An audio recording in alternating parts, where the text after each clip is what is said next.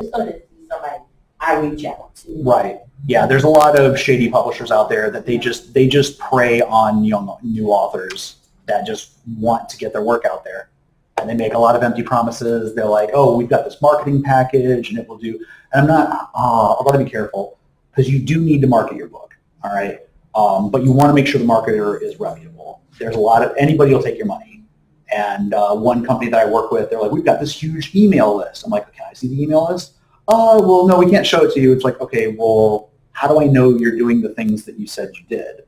I'm like, oh, well, we did this huge campaign for you. It's like, show me the campaign. And they never did. And they kept wanting me to like sign off that it was completed. And I'm like, you've shown me nothing that shows that this marketing campaign was completed. It was. Did you have some favorites? Huh? Did you have some favorite people that you like since you were learning? Sure. You can advertise directly on Amazon and Facebook. You can put ads on there. And that's something you have control over. Now, if you are going to advertise on Amazon and Facebook, the thing I recommend is keep changing your ad. Write one thing, see if it sells. You want to see what people actually buy because they'll click on it or they'll look at it and you'll see you got X number of impressions and they'll give you these nice little data spreadsheets, but you want to make sure your book is selling. So to do that, you've got to change your ads. You know, you want to make sure that you are writing an ad that hooks people into buying your book. And that's its own skill. There's people online that can offer to help you with that. But if they're one-for-one creating a Facebook and Amazon marketing strategy and you're seeing the analytics, they can show you the data of the ads that they have run, then sure. It's people that are offering you these very vague marketing options and you aren't seeing the results, you're not even seeing where it's being posted, that's when I would be a little skeptical. But if they're doing a social media campaign and you can click on, they can like, yeah, you will be shown here, here, here, and here. And you can click and look at those places. I wanted to say that I will be doing like a biography. Okay. Kind of book because it will be about family. All right. And so I'm just wondering if there are any steps that I should follow in that process. I know I will do maybe like a person at a time. Okay. To describe, what their life is like or was like. Well, let me ask you this. Is it a set story or is it an anthology? Is it a bunch of like small vignettes about each individual person? That's what it would be. Okay. Yeah. Okay. So that's going to be a little different than writing like a biography. So, because I think that's called an anthology. So an anthology is, here's a little bit about this person. Here's a little bit about this person. And you'll want to structure that in a way that's meaningful to you, in a way that works, but it's going to follow slightly different rules from a regular biography because you're giving snippets of all the different people in your family. Okay. But again, maybe think about your through line. What's the tone? What's the theme? Like your family, were you all, did you all work in a certain career field? Did you all live in a certain part of the country? Was there sort of a journey that you feel like your family went to together? Now, it doesn't have to have that, but that might make it easier to sell to people once you've got it written. Does that make sense? Yes. Because it's unfortunate that we have to think about the marketing aspect of it too, but it is important. Now, if you just want to have an anthology that you just, like your family members have, that they can leaf through and be like, oh, this is so-and-so, this is my great-grandmother, these are the things I didn't know about my members of family, and it's something for the family to have, by all means, do whatever is meaningful to you. If you're trying to think about how to sell it, think about what your premise is, and then the way that helps is all the little pieces that you write for each individual family member, you have this certain tone in mind, this certain theme, and all those pieces can go along with that. Okay, that makes a lot of sense. There was this great book I read years ago. It's called The Spoon River Anthology, and it's all made up. It's all fictional, but it's basically headstones of all these people in this town. And the tone was a little quirky, a little spooky, and as you read the different headstones, you started noticing, oh, this person did something to this person. This person cheated this person over here. And you start finding out that there's this sort of like underlying thing behind the story. I've never seen another book like it. It was really fun. The Spoon River Anthology. It's probably out of print. It might be. I haven't looked it up in over 20 years. 20 years. Miss Librarian, can you look that up for me? Yeah, do y'all have it? You've given us a lot of good information. Well, thank you. That's what we do these for. I'm glad you asked that. Oh, thank you. Very good. Got my mind thinking on something else. See how I zip, zip, zip, zip? Oh. Do you want me to go through the 27 chapter outline? Or do you all want to just keep asking questions? Either one's fine. What is that? So 27 chapter outline, this is going to be more geared towards fiction, but you can use it in a variety of contexts. You can look it up online. There's a lot of people that have written about the 27 chapter outline. I was going to go over it briefly today. Sure. Because I wrote that down. So that breaks it into 27 chapters and 9 blocks. So block 1 is the introduction, and if I can get this to work. Here we go. So chapter 1, introduction, main character. You know, Harry Potter sleeping in his aunt's under the stairs, whatever their current situation is. All right, the life. Just bring them into a quick view of who that person is and what they're doing. Then chapter 2 is the inciting incident. Now, you can do the inciting incident in chapter 1 if you want to. There's nothing saying that you know, this is, so anything with structure like this, outside of screenwriting, because screenwriting is its own animal. Sorry, I did not mean to make it that small. There we go. I just want to be able to click down. There we are. The inciting incident, like we talked about before, is the catalyst that changes their lives. All right. Chapter 1, beginning of the story, I'm going around, I'm going to work, everything's fine. Chapter 2, I'm handed divorce papers. Okay, everything's changing now. I have to deal with this. Chapter 3 is the immediate reaction. So chapter 2 is the thing that happens, the catalyst. Chapter 3 is the character figuring out, what do I do? You know, and chapter 3 might be them like in an apartment somewhere or just sitting on a bench being like, I can't believe this just happened to me. Now there's a technique that I read about, and I try to use it when I can, called action and reaction. So action is this thing happens to your main characters. Reaction is they take a moment, you're giving the audience a moment to breathe, and the character's like, okay, what do we do about that?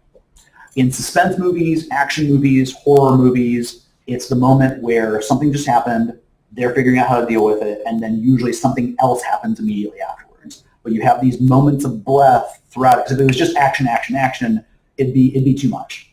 So action, reaction, action, thing happens, reaction, characters figure out what to do about it. And that will happen throughout the story. So horror movie, action, monster attacks. Reaction, what do we do? Next action, monster breaks down the barricade of the place they were hiding in. Reaction, we got to go somewhere. We got to find a new place to hide. Action, monster kills one of the characters. Reaction, oh no, we just lost this person. And maybe it's emotional. You know, this was our sister or our friend. Maybe it was, this was the only person that could operate the boat to get us off this island. Now what do we do? You know, and so the action-reaction technique helps you keep a good pace to your story and keep your readers engaged. So, so immediate reaction is the, like, kind of just mentally and emotionally grasping what just happened. Chapter 4 is reaction, so that is the beginning of them making the plans of what they're going to do. So if we're staying with the whole divorce concept, chapter 4, or they just lost their job, chapter 4 is they're moving into a new place, they're building up their resume, they're trying to reach out to companies, like, how am I going to get myself back on my feet? You know.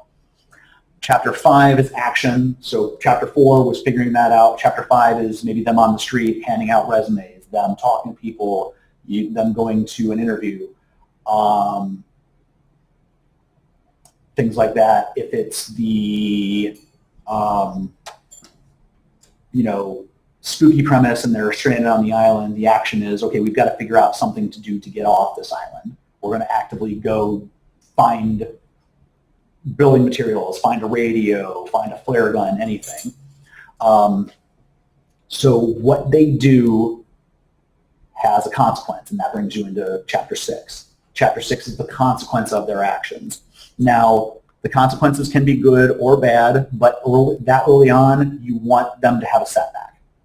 Because so maybe in Chapter 5, things are looking good. I'm doing things. I'm going to make things happen. I'm putting out all these resumes. I've got this great job interview. I'm really excited about it. 6 didn't happen.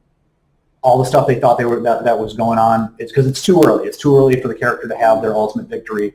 So the things that they were doing didn't work. So if we're back to the horror concept, if they are running around and gathering supplies, maybe they were like, hey, we know there's a boat over here. Let's just get to that side of the island past all the zombies. We get to the boat. Chapter 6 consequence, the boat's on fire, or the boat's not there, and so it's like, oh, what do we do? What do we do now? And that's action reaction. You have these moments of breath where you're kind of absorbing what just happened, whether it's something that happened to you or you tried to do something and it didn't work, and now you're reacting to it. Block 3. Hold on, let me go back to Block 2. So Chapter 4, 5, and 6 is Block 2, where the problem is disrupting the character's life, and they're trying to figure out how to get balance back, and failing, usually. Block 3 is how the protagonist's life has changed. So maybe, Chapter 7, if it's a divorcee, maybe they're just hanging out with some friends. Maybe they're at a family member's house that they normally didn't hang out with. They're trying to find a new sense of normalcy. If it's the job hunt, they didn't find the job they really wanted, so they're doing some other job that's like not really where they want to be, but it's paying the bills for right now. It's just getting them by.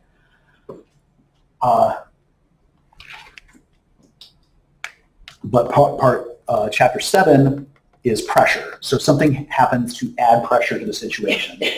So Chapter 7 is maybe another bill comes up that they weren't expecting. Maybe they get evicted from their apartments, the place they thought they had lined up, to live. So it's kind of like, I kind of call this the kick them when they're down moment. Like they're already having a hard time and now this other thing happens that's like, it was already bad, now it's worse. And this can mean a lot of different things depending on what your story is. 8 is the pinch, and this means a couple of different things to different people, but the whatever is working against them comes more to the front.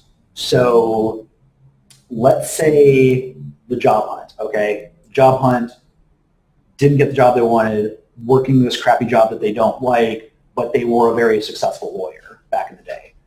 Chapter 8 is where it comes out that maybe they cheated on something in a case years ago and it finally got out. And now you're like, oh, that's why nobody's calling you. We didn't know that before, or somebody confronts them and they don't even know that this thing happened. And somebody's like, no, somebody outed you. This thing came out about you and now nobody wants to hire you. And so the protagonist is not only dealing with these outside forces, but it's like, oh, I need to rectify whatever this is. I need to deal with it somehow. So that's the pinch where things just got worse, but now they're still as bad as they were, but now we know why. Does that make sense?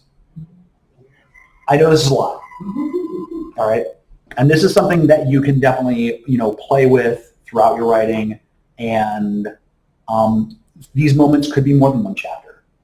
The pinch or the pressure moment where things get worse, you could have 2 things that happen, one right after the other, where things just continue to slide downhill for this character and build that suspense. So again, take 27 chapters as a loose format. If you want to add more to certain parts of the situation, by all means do it.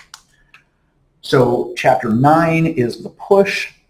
Characters moves into a new world and are changed forever. So I know that sounds a little vague. We're going to go to Harry Potter for a moment. So chapter 9 would have been where he's going to Hogwarts. He's finding out that there's wizards. He's meeting other people that are like him, and he's finding out that he's not so different. Maybe the imaginary story about the lawyer losing their job and losing their livelihood, finding out that this bad thing happened about them. So now they have to start this new chapter in their life. They're moving forward with, maybe they're going with a different career path. Maybe they're trying to make things work at the job that they're at, the crappy job, and trying to make that better. Maybe they're trying to figure out, what can I do to restore my reputation? In which case, now they've got to start doing something they've never done before. Who spread this rumor about me? How did it get out? What can I do to contain that? So they're having to do like a little bit of detective work to figure out how to get their life back. And that's them going into another world.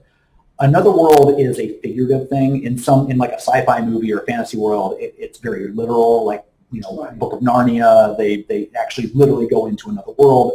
But it is a place that is unfamiliar to the protagonist. This is a place that they are not used to being in, but they know they have to go in this direction, or they're just forced into it. They might not even agree to. They just get pushed in this place that they've never been before. Maybe they're living in a part of town that they've never lived in before.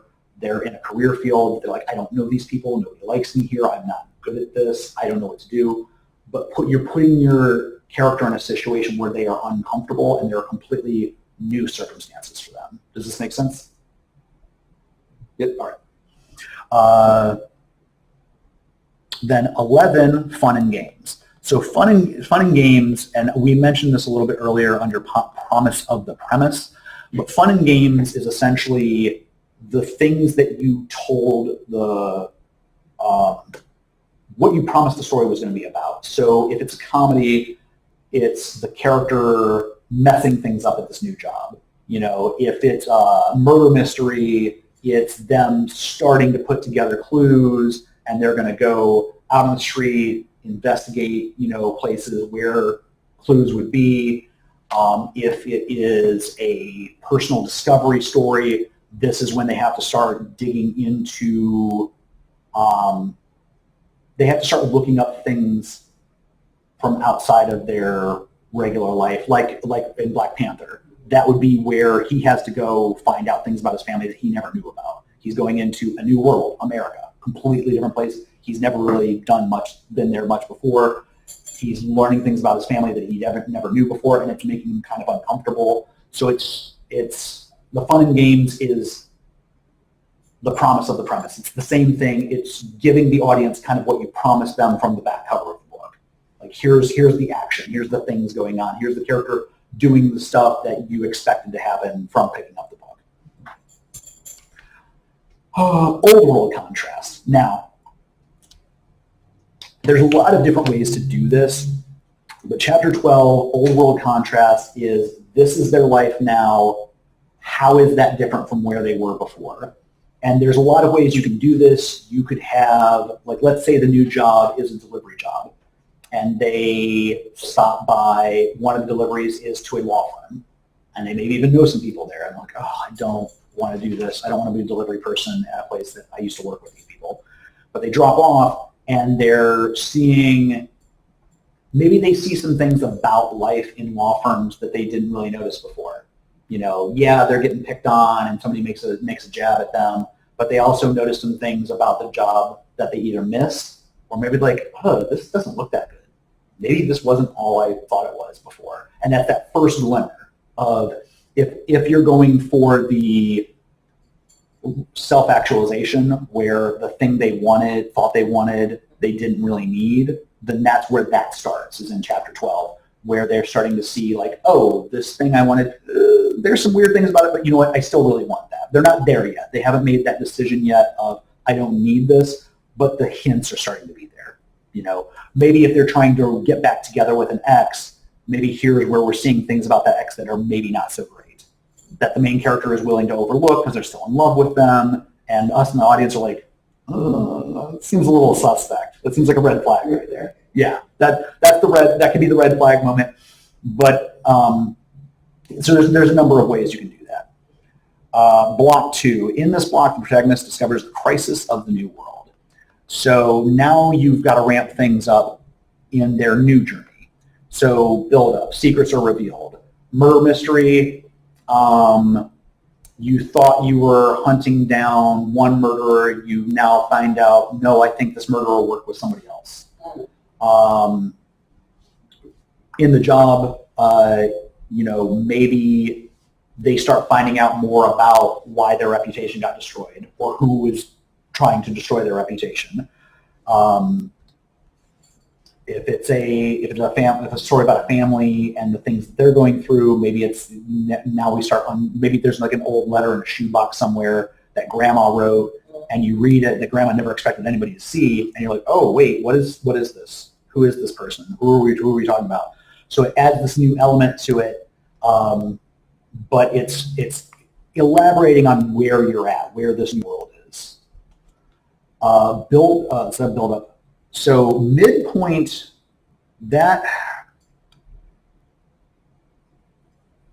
so everything changes again. So the midpoint is where the plot turns. And I'm trying to, let me think for a moment.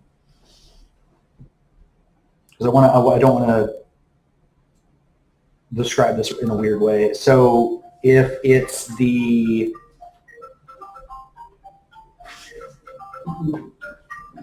no worries. Some people call this the reversal. Give me a hard time.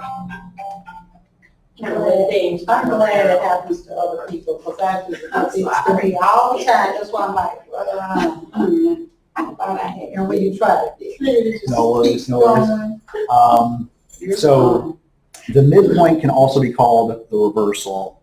The reversal says above. Okay, so 50 points, something appear one thing, got to another. So midpoint, everything changes again. So in the story with the delivery guy, he's working the job he doesn't like, he's a delivery guy. Maybe this is where it's like, okay, you're getting an opportunity to prove yourself at this new location. We're opening up a new location, we need your help over there. Or we need you to do some extra things. We're hoping we can trust you with this. And maybe it's a chance for them to climb up in the job. If it's comedy or a mystery, this could be fine, where he finds out that the delivery company actually ships drugs or illegal stuff. There's a lot of different ways this can play out, but you turn things around. So you were leading everybody in this direction, and at this point there was something that you kind of kept hidden back a little bit, and this is where you start to deliver it, of where things aren't quite what we thought they were. In a horror movie, that could be where it's like, okay, this thing that we thought was a person is actually like a monster. And so there's this additional level to, oh, we've got to figure out ways to defeat this thing that's not human. Or if it's the zombie, on the island thing, maybe they find out that somebody put them there. Somebody maneuvered them to be stuck in that position. So now there's this outside enemy on top of the survival story. But the midpoint can be, can be tough, but once you nail it, it helps, it kind of gives a second wave of energy to the story. You've got another bit of oomph. And then the reversal is something gets revealed to not be what you thought it was. So maybe if it's I'm sorry, I keep bouncing around to, one of these days I'm just going to pick a single story and go through the entire 27 chapters with a single story. But if it's the romantic story, trying to get back with the ex, and maybe there was like a good friend that has been like comforting and supporting, and then they find out that that good friend slept with their ex before they broke up. Or is sleeping with the ex now. This sort of twist of the knife of just like, oh, this isn't what I thought it was.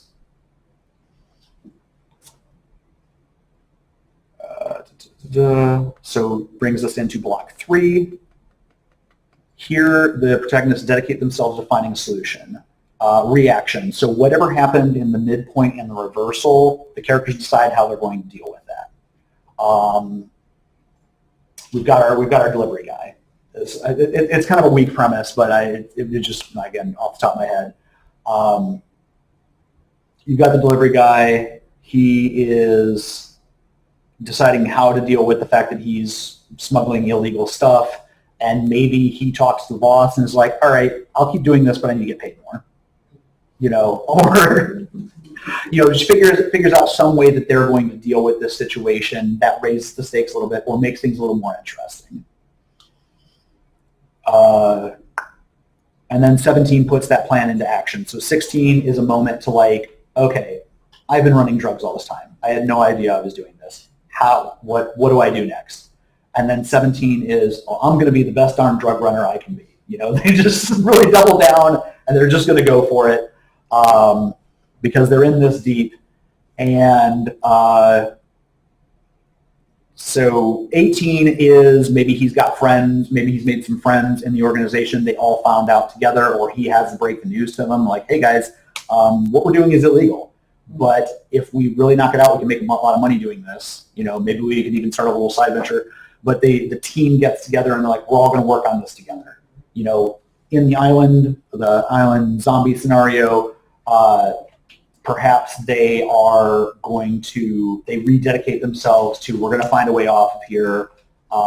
There's something we hadn't thought of. What if we just build something or we put our forces together somehow? So this is the team getting together. All right, so whoever is the team for your group, this is the point where they kind of rally and are rededicating themselves to whatever the mission is. All right, so if it's the person getting their life back together, or maybe it's just their friends getting together and be like, look, we're going to help you get on the right path. We're going to do this together. Act 3, trials. So they know what they need to do, but this is where things get in their way. All right, they are trying to get to the goal of making more sales, building up their career, but stuff is trying, and it's a series of things where stuff is getting in their way, and they're trying to get what they want. But so again, for I'm trying to think of this now this illegal shipping company that he's working for, maybe he almost gets caught. Maybe this is where, somebody gets pinched, or, they have a very close call, and it's like, oh my gosh, this is getting real. When we were just doing this and nobody knew, okay, but we almost got found out, or there's another competitor that knows exactly what they're doing that's threatening to rat them out, or is doing the same thing and is trying to push them out of the game, but something is pushing the character away from their goal. Pinch. Somebody gets in the way. This is where, if there is an antagonist against them, the antagonist succeeds in this chapter. They get the thing the good guy was after. They do something to give a very active setback to the main character. Or if it's a journey of self-discovery, something goes wrong with business. Some of their product gets stolen, gets flooded. Maybe something happens with the love interest that just pushes them further away from each other. They have a really bad argument, and now they don't want to talk to each other at all. This is where things start to go wrong before they get better. All right. Then that brings us to 21, the darkest moment, and this is where I don't know if you've ever had a moment in a movie where you're watching it and there's no way. How does the main character get out of this? They are done for.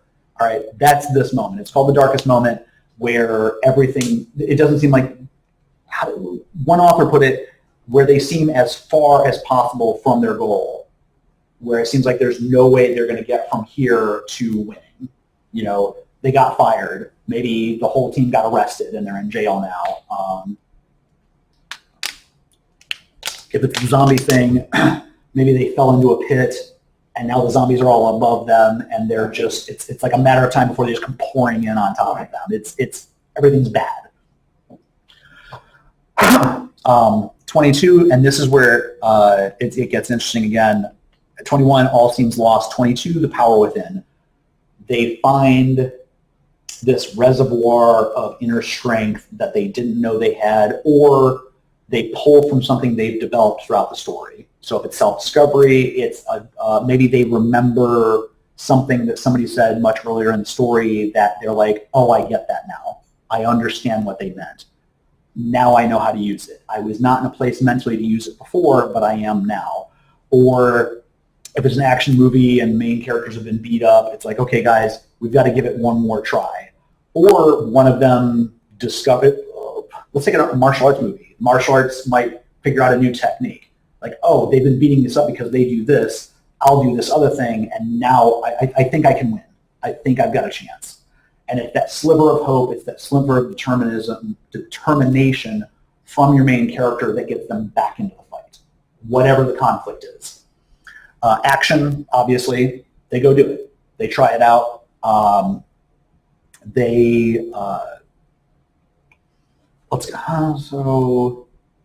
Let's see. I'm gonna go back to our shipping group. So Darkest Moment, they're all in jail. Power Within, they come up with an idea to turn the whole business around. You know what? We don't need to ship illegal stuff anymore. The boss is in jail. We're going to get let out. Maybe we can blame it on him, but let's try this again. Power Within, this is our plan. We're going to pin it all on the boss. We're going to go legit. Hopefully they don't shut the entire company down. And so now Action, okay, now we've got to go do this thing we've been talking about. And so the boss is out of the way, and there might be some problems there because they're like, none of us know how to run this company without him. So where do we start? Okay, let's look at his database. Let's figure out where the shipping stuff goes to. Let's call the contracts of anybody that'll still work with us, and let's keep this thing rolling. Converge, that's where, again, you rally the troops. So if there's anybody that's going to be helping out, they call everybody together. Let's do this thing. Let's make it happen. If it's the superhero movie, it is them going to get like the weapon that they need or getting an ally to come help them. If it is the journey of personal discovery, let's see, Converge. It might be them talking with some friends. This would be a really great place to put a powerful conversation with somebody. Maybe they resolve a conflict with a close friend. You know, maybe the friend that we talked about earlier that slept with their ex, this is the point where they hash things out. And they're like, you know what, this doesn't have to end our friendship. Or maybe I didn't really want to be with this person anyway. And this is where they have that realization. So 25, the battle, they go face the thing that they've been against the whole time. So the shipping company, maybe he finally gets his court date and he's got to go take the stand. And it's like, oh my gosh, I almost forgot at this point that he's even trying to become a lawyer again. And this is where like the A plot and the B plot sort of swap. You know, he's been working with the shipping company. In the meantime, he's been trying to figure out, you know, I've been taking night classes, I've been reading up on stuff, I'm going to get my law license back. And the 25 is the battle. He's in the courtroom. He's making the case. And you decide at that point whether or not does he win, does he lose. You know, because the hero doesn't always win. But if they don't get the physical victory, you want them to have the moral victory. You know, they win something internally. So if the court case goes completely south and it's like, you know what, we're not renewing your license, and he's like, you know what, I don't need that anymore anyway. I've got this new company, I've got this new group of friends, I like this a lot better, I don't like these people that I used to work with, I'm in a better place now. Or he might win the case. And everybody's like, yeah, great, you know, and everybody's cheering, but he's not quite as happy as the people around him. And he's just like, I don't know, was this really what I wanted? So that's the climax, or the battle. The climax is the decision. Did they win? Did they lose? Did they get the thing they wanted? Resolution 27, and again, you can maybe take more than one chapter for this, but resolution is that moment of, well, like, let's say he won the case. He's at the law firm, and he's just like, I don't want to be here. This isn't who I am anymore. And that's when he leaves. He leaves. He goes down the street. He knocks on the door. They open it up, and they're like, we still got a place for you, bud. And you stop there, and you know this person is on a new trajectory in their life, that they have won the victory that they needed to win. So hopefully that all made sense. It did. It's a lot of ground to cover, I understand. I thought it was a lot. How to write a story. Yeah. Step by step. When you say that's online, right? Mm-hmm. Okay. Everything I thought I was doing wrong, now I feel good. Excellent. That's what these are for. That's great. I just have to put it together, Yay. and that will help me. All right. Thank you. Yeah, and we're right at time. So yeah, if you have any last questions that you'd like to ask or anything like that, if there's anything that didn't make sense, or if you're just like, I wanted to ask this earlier but I didn't get a chance. No, actually, does it have to be like, all those things have to be like that to board? Like you said, can you skip some? Or You can skip some, you can move some around. This is to help you. So if there's some part where this doesn't help, do what makes sense. This is to, if you're trying to figure out where to go next, you can be like, okay, that's the next big moment. That's the next big moment. But if your story, maybe you have two climaxes. Maybe there's a climax with the court case, and then there's another climax where the old owner comes in, and the earlier characters would have been like, oh, we're so glad to have you back. We were lost without you. But the second climax is like, we don't need you anymore. We've got this. Or if it's the divorce, the divorce or the characters being separated, one climax is, them either resolving with the ex or not, and then the second climax could be them hammering things out with the best friend that their ex cheated on them with, and they decide how they want to handle that. Yeah. And then the resolution is, this is their new life. Whatever lessons they learned, whatever their journey brought them to, this is kind of us getting a window. It's almost like the first chapter. The first chapter was, we get to see a glimmer of their life right now at the beginning of the story. This is, we get to see the glimmer of their life right now. And some authors like to draw a parallel between those two, because now they're back to a place of balance. They're happy again. So therefore, you need to write a second book. And that could lead you into part 2. See, I'm catching on. All right. No other questions? I just might go out and buy a book from scratch. Do it. That was excellent. Thank you. Thank you so much. Yeah, it was excellent. All right. It was. Yeah. Honestly, I thought I didn't know what I was doing, which I don't, but I feel better. But I'm here, don't put nothing in your mouth. So, go. No, I'm always eating, so. So structure, where was I going with this? So the thing about structure is, it is a little daunting at first. I try not to get blinded every time I walk. Oh, gosh. Okay, I need to find a place to stand. If not, I might end up hiding over here. Question first. Yes, ma'am. Introduce yourself and tell me how did you start writing? Sure, that's a great place to start. All right, so my name is Gideon Hodge. I also have a pen named Nikolas Baxter. So the reason why I did that is I was an actor for a number of years. I was in some rated R movies, some violence, like nothing overly lewd, but just, things that I didn't necessarily want kids picking up. So Nikolas Baxter, everything that I do for children is under the Nikolas Baxter umbrella. So that way if kids want to know more about Nikolas Baxter, they can look into that. I've written for a number of mediums, so I'm a novelist. I've got those 3 books right there out. I have written a number of stage plays for theater. I've written for television. I wrote a couple of web shows, a pilot episode for a sitcom, a bunch of screenplays. So, this is something I've been doing for about 20 years. I know I don't look that old. I'm 42, so I've been at this since I got out of college. So I can also answer questions about screenwriting. Screenwriting is really nice because screenwriting classes, they have classes that go into detail about the creative aspect, but they focus a lot on structure. I remember one of the first screenwriting classes I took, they said, you have to hit your inciting incident somewhere between page 5 and 7. And I thought they were joking. I'm like, oh, you're just being funny. They're like, no. If you don't hit your inciting incident by that point in the script, producers throw it away. I was like, oh, okay.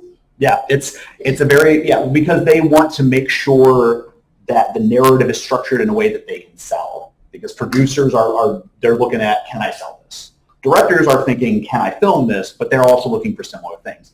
Is this going to hit the notes? Is this going to be a story that is going to help propel me as a director? Is it the same way when I read a book? I want to get to the gist of it, Right. not the answer. I want to read it to the end. I want to see what it's about. Yeah, you want to know what the story's about early on, because if you're like 3 chapters in, you're like, I still don't really know what's going on here. And I've read books like that. I've watched movies like that where I'm like, what's happening here? So you want to let your audience know what's going on. There is, I'm going to try to find that too. 15 plot points. Nick Snyder. He is a screenwriting professor. Trying to find one that is a good rendition of it. I'm not really this. Yeah, here we go. But I do know a lady that writes for television. Rights for what? Television. Oh, okay. Okay, here in Atlanta. Uh-huh. All right. Yes. So TV and our film and television writing are structurally different. Like there's certain things you have to hit differently on screenplays, but you want to have certain things stay relatively the same, like engaging your audience. So like we were talking about the inciting incident or connecting with your audience. The reason why I brought up Blake Snyder is in one section of the breakdown, he has what he calls fun and games. That's number 8, but he also refers to it as the promise of the premise. Now, the promise of the premise is so let's take a horror movie, for example. If you're there to watch a horror movie or you're reading a horror story, you want things that are going to scare you. So promise of the premise are these spooky things, or a mystery, unveiling like, okay, this clue leads me over here. Think of the movie like National Treasure or things like that. It's like, okay, we need to find this piece. We're going to take this piece over here. It's going to shine this light across this room. That's going to tell us that this compass will guide us to this other place in another state. But it's the exciting, jumping into it part of the story. I have recently come to the conclusion that I think the promise of the premise or fun and games needs to be sprinkled throughout the story. That you want to have moments like that from the beginning all the way to the end, so that way your audience, one, stays engaged, but also feels like you are keeping your promise as the author. Okay. So one of the things as a writer is you're telling them, I'm going to tell this type of story. All right, you're trusting me to take you through this journey, and there are certain things that they are going to hope happen based on what you said the story was about. So if it is a journey of self-discovery, all right, if it's about a documentary, or if it's about a biography, a personal story, and there's a story of self-discovery, should I? Okay. So what would our first step be? We got our story, and how do we start becoming authors? Okay. So, first you got to finish. So whatever it is you're writing, finish that. Now, when you say about how to become an author, are you talking about how to publish? I am, because I'm copywriting. I'm talking about how to start writing a story. Okay. What you started with the structure. Okay. I think that's All right, but I'll get to that. So let's put a pin in that. I am going to. I had a pen. Here's a Because pen. I could be wrong, copywriting. I could still hit it all over. No worries. Well, copywriting is that you got a trademark on it, like you wrote and got the copyright on it. There's a number of different ways you can do that. Not a bad idea to have. So that way you're protecting your. For safety measures, really. Right. But I do need to learn about structure, like she said, just starting how to do our story. Right. So, yeah, because it can be a little overwhelming, deciding where to jump in at the story. So block 1 is the beginning. So you're introducing your protagonist. We'll call them the hero of the story, the protagonist. but essentially this is the person whose journey you are going to follow. But you're doing a number of things in the beginning.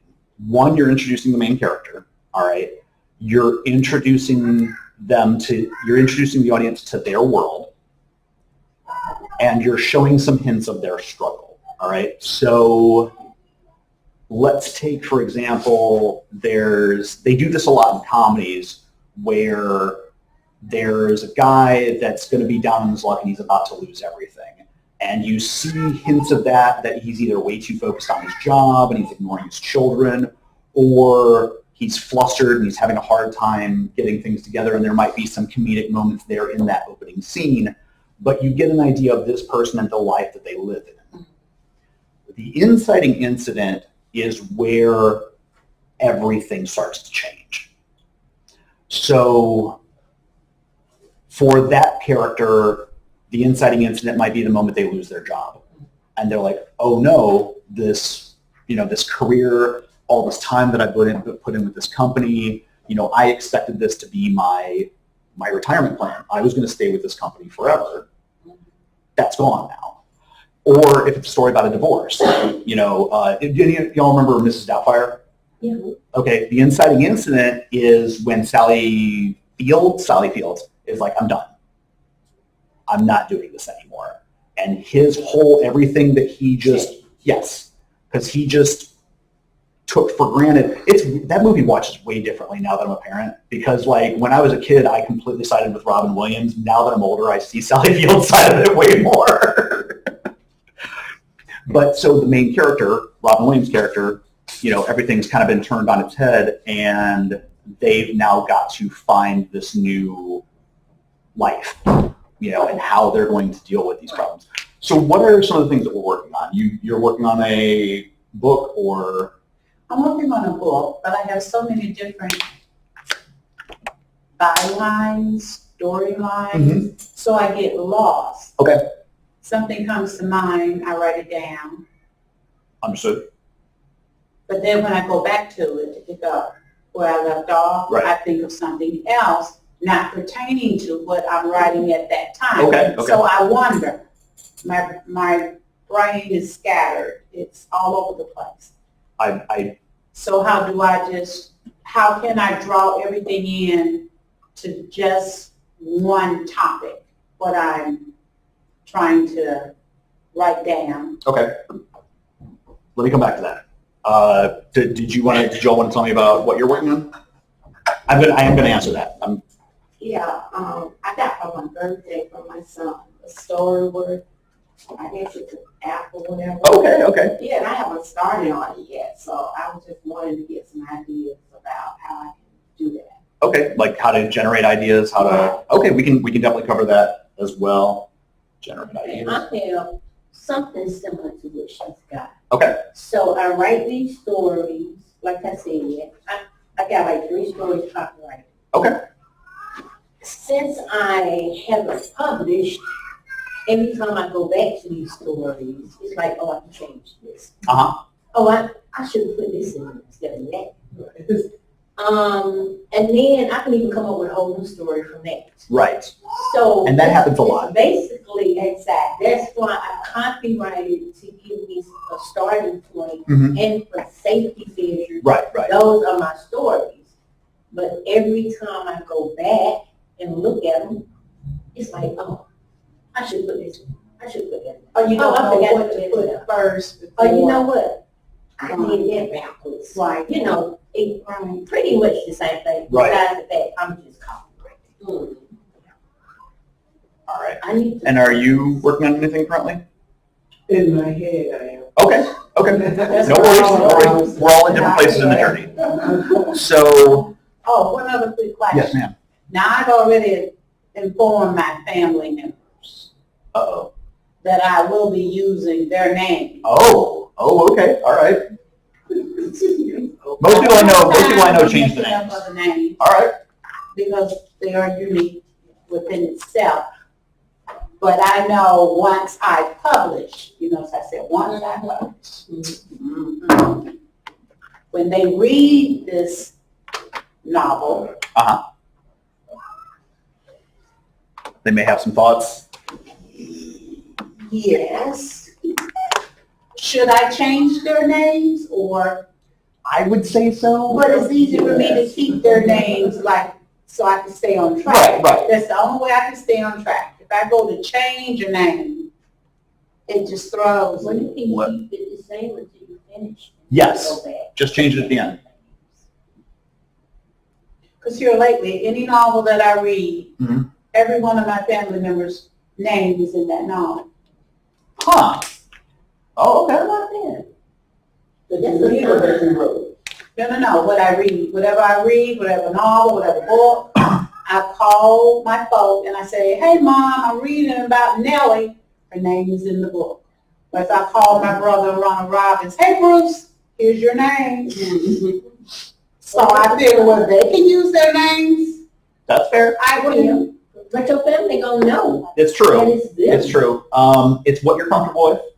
It's what you are, and if you're okay with ruffling some feathers, because you might be telling some truths. I'm fine. Okay. I have Because you That's one why I more was gonna say it. Sure.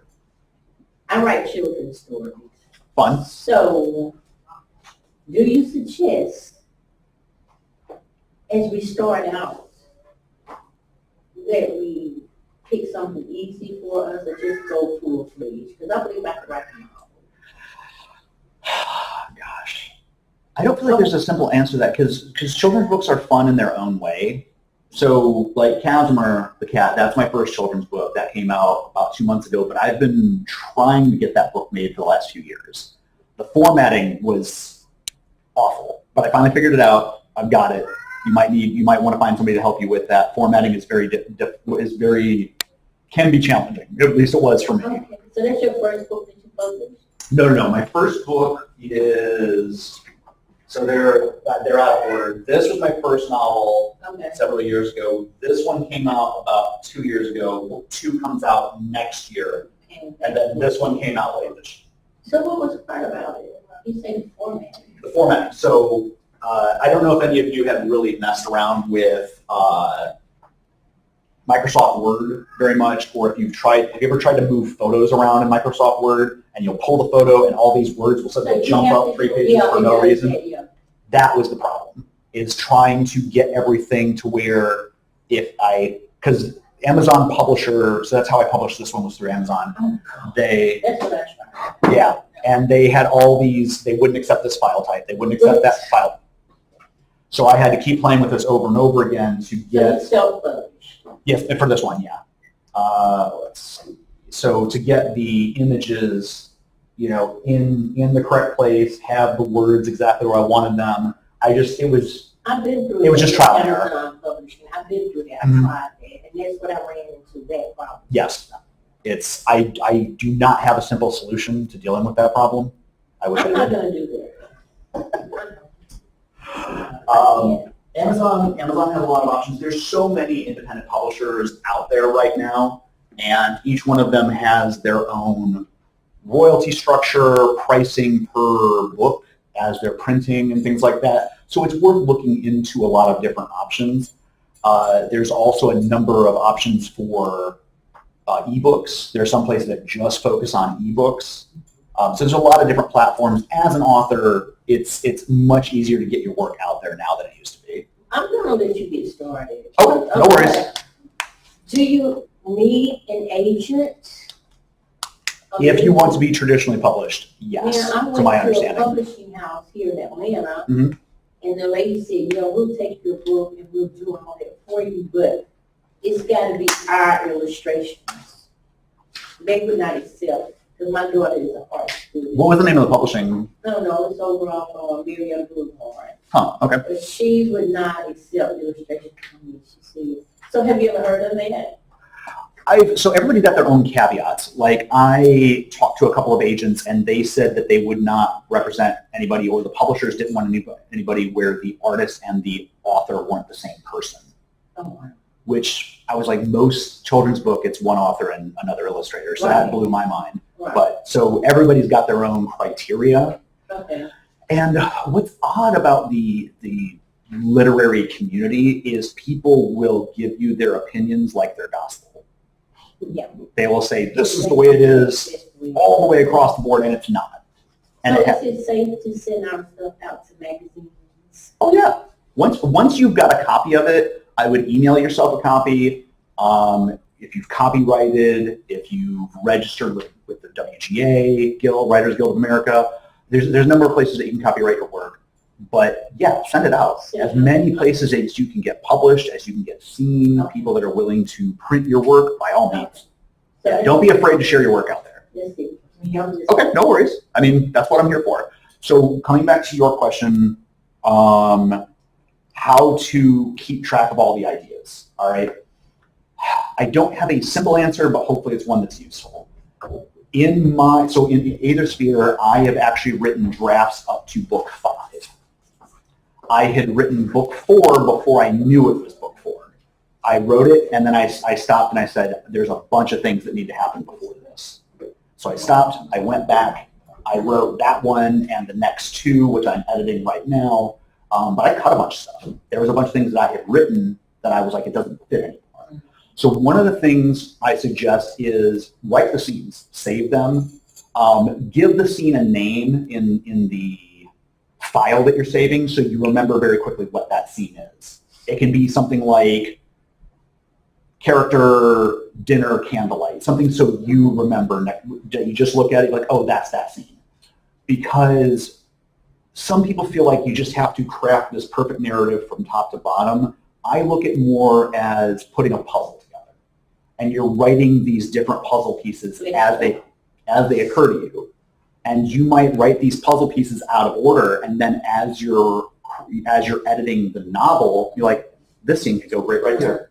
This scene over here can go great right here. So by all means, write the scenes as they occur to you. Write, explore your world, because also the other thing that I feel like I don't feel like enough authors or writing instructors explain is that there are no wasted words.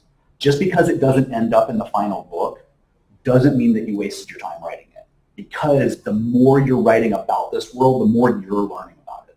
The more you're learning about the story. So even if there's scenes that by the end of it, you say, this doesn't work anymore, there's nothing wrong. I cut 200 pages worth of stuff out of Aethersphere. But she's saying that she go from subject to subject. That's what she was saying. So we're talking about subject to subject that isn't part of the same story? Right. Okay. So you can do the same thing. But with that statement, now I don't feel bad because you just said write down what comes to me at that time. So I'm correct in doing that to start the book. Because the other thing is that could be another story you write later. Okay. And now you've got all those other pieces that you wrote down that could be your second book.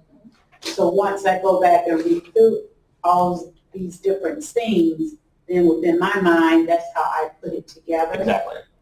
And then what I want to throw out, I can leave out. Right. Should I have someone to proofread it just to see if it shows an interest?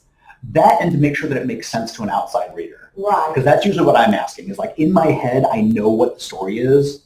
I want to make sure, did I convey that well? Okay. Right, convey. Okay. Right. That's a smart question too. Convey. Okay. And I do have a sign-up sheet up here if anybody wants to be on my email list. It's over here. What is going on with the email? So the email list, It's not for the same? no, that's for the library. Oh, where your list? Right up here. Okay. So I've got a newsletter that I let out 4 times a year. Okay. So I'm not bombarding you. It's just, here's things that I'm up to. Here's workshops or events that I'm doing, things like that. Just Good deal. general updates. And then I've got GideonHodge.com if you want to go on there and just, see what's going on, or just shoot me a message. I could just talk to you all day. For months. Just getting started, how many words or how big or how long should the book be? Average is about 72,000 words, 72,000? or 70 to 76. How many Yeah. pages is that? It's about 300. Oh, really? Mhm. Oh, I'm serious. Because that's the thing, the number of pages in Word will not be the number of pages when you publish. Explain that. So the formatting for your book is going to be completely different. Do I have that saved on here? I can show you, actually.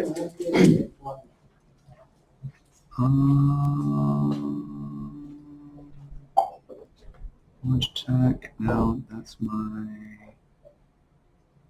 Oh, come on. Desktop. I don't have any of my. Do I have Aethersphere on here?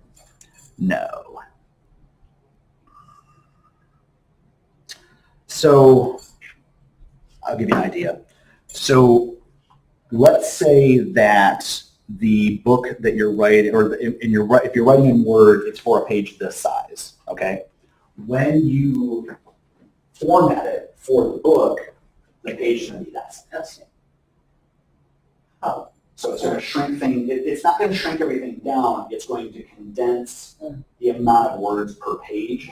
So I would say about a 2/3 ratio is usually about average. So whatever the amount of words you got in Word or LibreOffice, OpenOffice, whatever you use, times that by like another 25%. That's going to be the number of pages you probably have. And there's templates online. There's a lot of templates available now if you want to. So for instance, I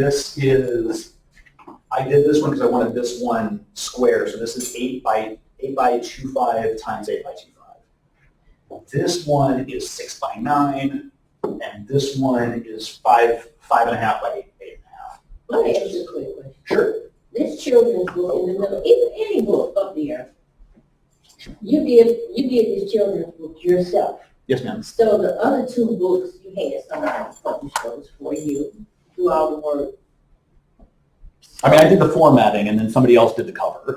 I mean, what's the price of having somebody else to do this for you? Astronomical? It varies. I think I paid a couple hundred for Lilith's Redemption. The artist that drew the cover artwork for Aethersphere, I paid her about $300 for that. Okay. And then I paid somebody else another $100 to format it onto the. So that's not bad. And then what do? You take the book to a publisher, you call a publisher? Sure.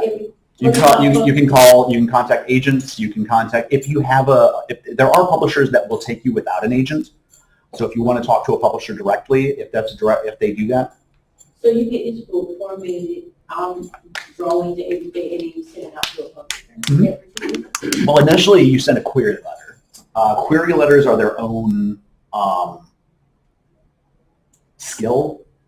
Think of it like a resume. That's not a good example, but a query letter is a letter to the publisher or to the agent saying, hey, here's who I am, this is what I'm doing, this is the story. It's about one page, and it's just to get them hooked to want to read the story. And then when they want to read the story, you got to send them a whole book? No, you can just email them a PDF and just send them a copy of the electronic copy. See, I'm not technical. No worries. I don't know how to go in the computer and do all this stuff. Sure. And I understand about PDF, I understand about Word. Or Word document, yeah. That's where I'm lost at when you go into format Okay. and all that. So I need somebody to do everything for me. Sure. And there are tutorials. You can go on. No. Okay. No worries. Okay, let's get back to us beginners. Yeah, sure. With the no experience. Step by step. Mm-hmm. Tell me how to start writing a book. Okay. For me, so I feel like everybody approaches it a little bit differently. For me, I actually find the place first. Place. I have a certain setting that I want to write something in. Like, let's say I want to write a story in 1850s London, and it's foggy, and there's these supernatural characters, and then I start figuring out, like, okay, who would be there? Who are the pieces and the players that are going to be involved in the story that I want to tell? So I feel like I probably do things a little backwards. I think a lot of people start from the protagonist. They have a character that they want to write about, and then they figure out what world they want to put them in. But there are a lot of options there. So for instance, if you're trying to take something in a different direction than you've seen, take your character that is based on your life. We'll just say your character grew up in Atlanta. All right, your character grew up in Atlanta. They dealt with these things, but you want to set it in space. There's nothing stopping you from doing that. You can take that character, you can make all the boroughs or all the suburbs of Atlanta and all the places that you used to go to, you can make those different planets. You can make those different parts of a planet. You can take all the friends you had, give them names, make some of them aliens. Maybe you have a friend that like had a really quirky personality and they can be a different person from another planet. And that can be a way that you create something brand new that is yours. But you can also tell the story exactly the way it appears in your head. It can take place in 2023 Atlanta with the backdrop of whatever happens to your character. There's no limit on that. Place, character, what else? Plot and story. So this is where things get interesting because there's a lot of confusion that plot and story are the same thing and they aren't. Plot is the series of events that take place. All right. So plot is my character started here, this thing happened to them. I espouse to the school of thought that all stories are about finding balance. Because if you think about it, every story, when it starts off, something happened that threw the main character off balance. Otherwise, we don't have a story. There's no conflict. So something threw them off balance, and they spend the rest of the story trying to find that balance. The plot is the sequence of events. Lost this, ended up here, went and found this person to help them out, learned these things from that person, learned these things about themselves, went over here, tried to restart their career, save their marriage, go date again, failed a couple of times because you have to see you want to see your main character struggle and fail, and then how they deal with the failure is how we connect with them. So they don't immediately get what they want. Otherwise, again, the story is very short. But them failing and then dealing with that failure, dealing with that adversity, that's where we really see the character development. So the events are the plot. The story is the personal journey that main character goes through. So sometimes, and I'm glad that you mentioned writing all these different scenes, having all these different ideas, and then you get your rough draft down. You're like, this is the sequence of events. This is how I picture everything playing out. I've written it all down. And then you sit and you read it, and you might have had, let's have a main character, we'll call her Agnes. Agnes is going through this hard time. She just got divorced. She's looking for a new job. But there's been this really interesting character all the way through named Samantha. And Samantha is this good close friend, and she's been very supportive, but Samantha's dealing with her own stuff. You get the first draft down, you read it, and you say, this isn't Agnes' story. This is Samantha's story. Because of the journey that Samantha is going through. I think this is a more interesting personal journey because of how Samantha grows, learns, overcomes adversity, and that's the story. Does that make sense? Yes, yeah. Okay. So I'm trying to think of a recent example. We'll take something from pop culture, Iron Man. So Iron Man, Robert Downey Jr., Tony Stark. He's this kind of, he's a billionaire. He is creating weapons of mass destruction. He's making lots of money. He doesn't really care about the repercussions of what happens until something happens to him, and he sees firsthand how these weapons that he's been building affect people. And now he realizes, I don't want to be part of this anymore. I'm seeing how my weapons are hurting people. I don't want to do that anymore. And that's the beginning of his personal journey of growth to become a hero.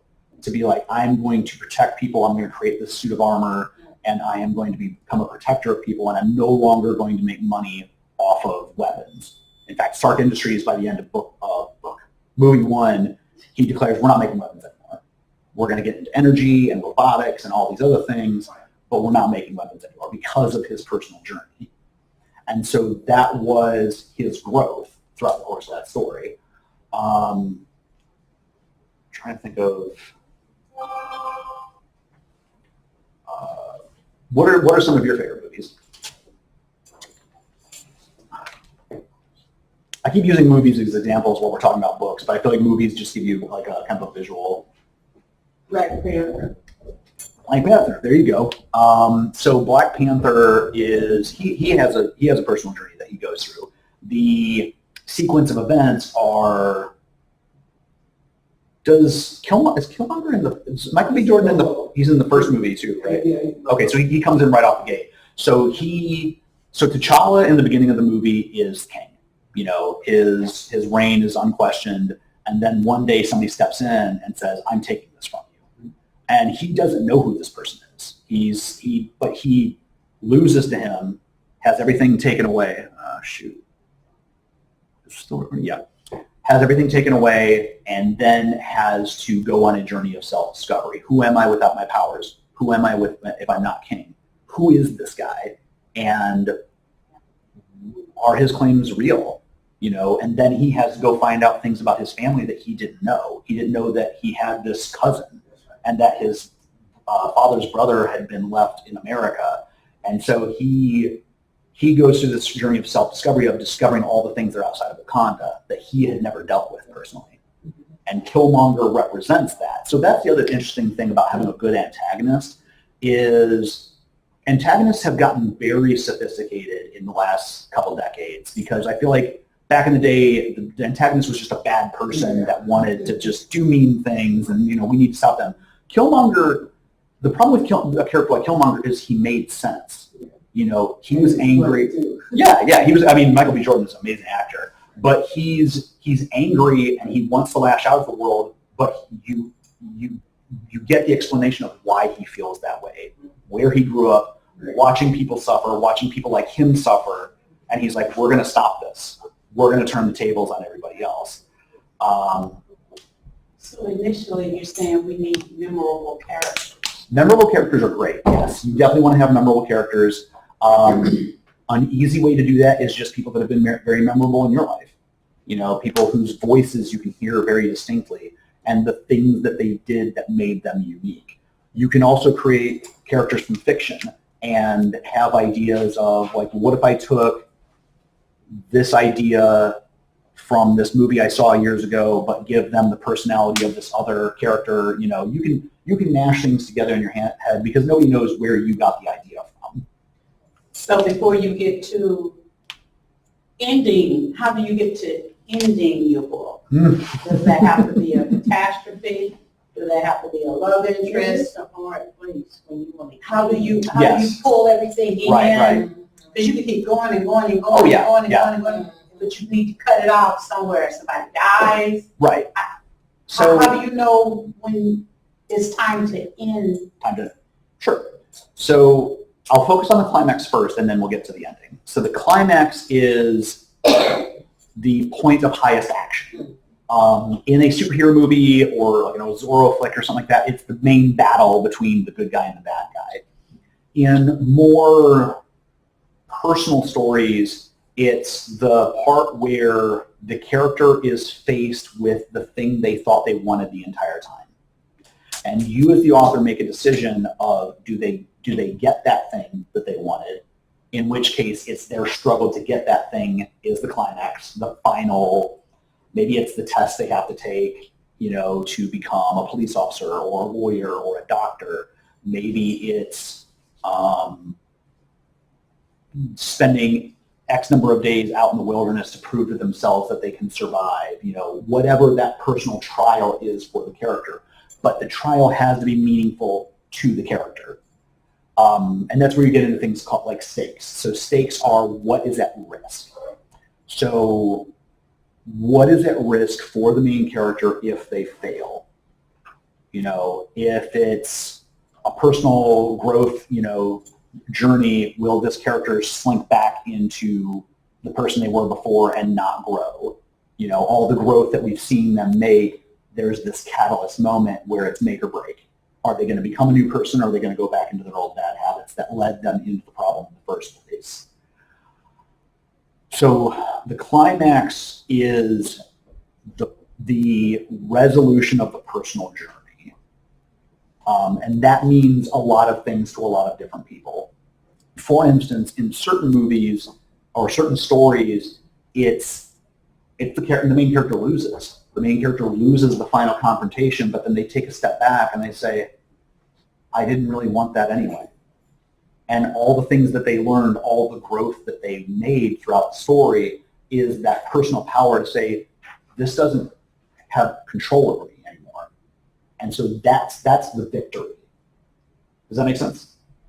Okay, stop. Sure. To begin, you said place, character, Mm-hmm. plot, Stories. story of the event, story, then you said draft, then memorable character, climax. Climax.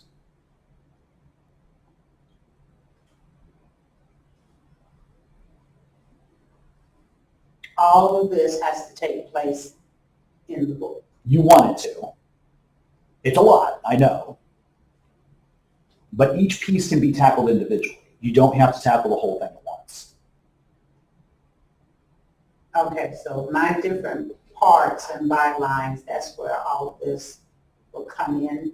Right, because once you know what the climax is, Uh-huh. you know where the story is going. So you know all the scenes in the story need to lead here. That's why the climax is so important. Once you figure out what the Okay. what the resolution is, what the personal journey is, that's when you know that's everything points here. So for instance, I've talked to a lot of people that want to write biographies. They're like, I want to write a story about my life. And they have a hard time finding their groove in that story, but they're like, oh, but this celebrity did it, or this politician, or this person over here. I'm like, okay, that person has a built-in climax. So for the celebrity, the moment they made it, whatever that was, that can be the climax of their story. And they're like, this thing I wanted my entire life, I achieved it here. So all the stuff in their biography points to achieving this. Or becoming president. We'll take President Obama, for example. Everything his biography before becoming or after becoming president would be, all these things in my life pointed me here. And so these were all the things I went to, these were all the trials I went to that I overcame to get to this point. Does that make sense? And then the ending, the climax isn't the end. The end is pretty shortly after the climax, but the end is the moment of reflection where the character decides what the next step is in their life. Do I want more? Am I happy with what I've got? Am I going to go in a different direction? So if it's one of those stories where they realize that they didn't need this thing to be a better person, where does the better person story take them instead? So if they were trying to be and this might sound like a silly example, if they were trying to be like a big business owner and they were like, I'm going to make $1 billion, and whatever big financial thing they had fell through, the investors backed out, whatever, and they feel awful about it, but they're like, but there's this like secondary storyline where they were baking and they were learning how to bake and they were getting really good at it, and it was this thing that was therapeutic, and they made friends alongside. This is a weird example. It's just off the top of my head, but the climax can be them walking away from the corporate sphere and saying, I don't need to be part of corporate America. I'm going to open a bakery. This is going to make me happier. I'm going to work less hours. I'll make less money, but I'm going to be happy. And that's what really matters to me. And so it's that personal journey. And that personal journey is going to be dependent upon your character. But again, write everything you want to write, and then when that first draft is done, that's kind of where you get a chance to step back and say, oh, that's the story. Because it might not be what you started off writing. Aethersphere took me in all sorts of different directions, because I had a very clear idea in the beginning. I'm like, I'm going to write this story. And then I wrote it, and I was like, that's not the story anymore.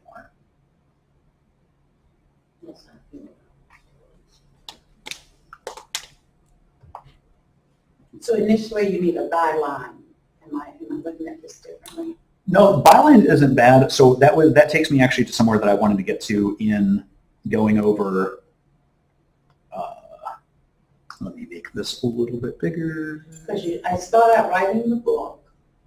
I know the story because I've experienced it. Yes. I just have to draw in my memorable characters, and do the climax. So, yes. Yeah, so let's go with A plot, B plot, and C plot. This is a pretty easy one to start off with. So A plot is, like we were talking about, the series of events. This happens, then this happens, then this happens, and this happens. C plot is the character growth, all right? So C plot is this character at the beginning of the story didn't take things seriously, took a lot of people for granted, and then the people that they cared about walked away from them. You know, they lost their wife, they lost their best friend, you know, whatever. And so now they have to reevaluate what's important to them. And the way they go through that journey, that is the character arc. Now B, the B plot, and I feel like people use the term B plot, you know, in a lot of different ways. The B is the interpersonal relationships to me. But B plot can mean two things. Relationships and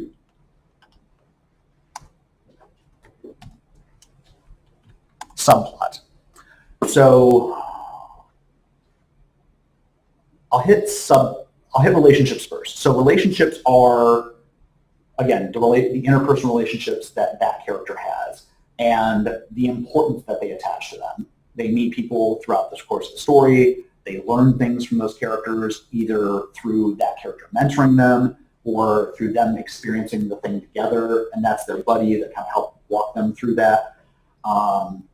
So you might have characters that represent certain things. You might have a character that's really serious and dour, and you have a character that you pair them up with that's kind of upbeat and silly. And they get on each other's nerves because they're very opposite ends of the spectrum, but they learn from each other because of their differences. They could be culturally very different. One could be a very serious business person, the other one could be just an artist that's just, very bohemian, and they sort of kind of balance each other out. There will be friction, there will be disagreements, as there are with many people in our lives, but they learn from those disagreements and they grow together. So that's relationships, that's B plot, relationships. B plot subplot is a secondary story that's going on behind the first. So like we were talking about with the person that wanted to be a big business owner while they're learning baking with their friends as a sort of therapeutic thing. So the B plot seems like it's the background, all right? And you can have subplots that it's just a background thing and it starts here and then ends, halfway through the book and it doesn't become the main plot. But sometimes the subplot becomes the main plot and that you kind of sneak that in there. So in the case of the corporate person opening up a bakery, we thought the main plot through much of the story was their rise to success as an investment guru, as a corporate person. But that subplot of them becoming a baker, learning how to do that, getting better at it, realizing how much they really enjoy that over the main thing they've been after, then the A plot and B plot switch.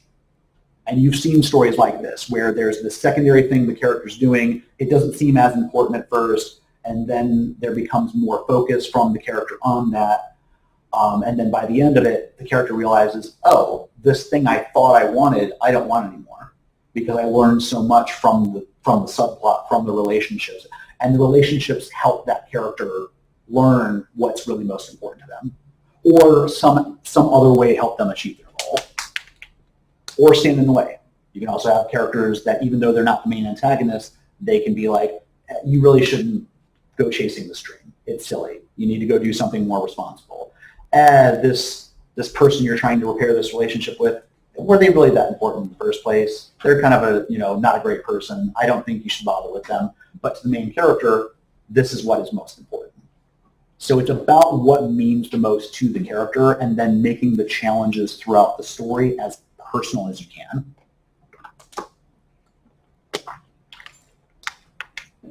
Does that make sense? Did I lose anybody? Feel free to ask questions if there's any part of this that isn't making sense. Well, what you've been saying is pretty much, I'm a reader, so that's how books go. Right. What you've been saying, that's how stories go. Yeah. The A plot, B plot, relationships. Mm-hmm. You have to think of the story I just put down and that's it. Cut and dry pretty much. That's how stories, way stories are the same. You see that. Yeah. They just taking place in a different place. Right. Different people, but they basically start out as some type of little problem that they work on throughout the story, and sometimes their mind change along the way. Right. Or another character takes over and become the main character. Yeah. Well, it started out in the background, but it's pretty much how stories go. Yep. You know. So really, before I start writing, I need to know what my book is about, and is it interesting? You don't necessarily have to plan everything out before you plan out your book. You can write a bunch of scenes, you can write several chapters. My recommendation is you can go, so there's this term in the industry called plotters and pantsers. So plotters are people that structure everything out first. They write a very detailed outline, and then they try to stick to the outline as they're writing the story. New things might occur to them, but they're like, okay, I've got the outline. Pantsers just jump in. They just start writing. Stephen King is a pantser. He apparently just jumps in, writes a story, doesn't plan anything out, and it's brilliant. I can't do that. But what I do is I will write a rough draft. I will write a series of scenes, and then I will look at those scenes and say, okay, where is this going? And then I will make new decisions. Maybe I stick with where I'm going, and I'm like, okay, this is great. I see where I'm going, but I figure out what is my through line. So a through line, gosh, I'm throwing a lot at y'all today. A through line is sort of I don't know if I want to call it the theme of the story, but it's this element of the story that pulls you all the way through. So I'm trying to think of a really good example of through line. Star Wars. In Star Wars, the plot is this evil empire is controlling everything, and there's this rebellion fighting against them.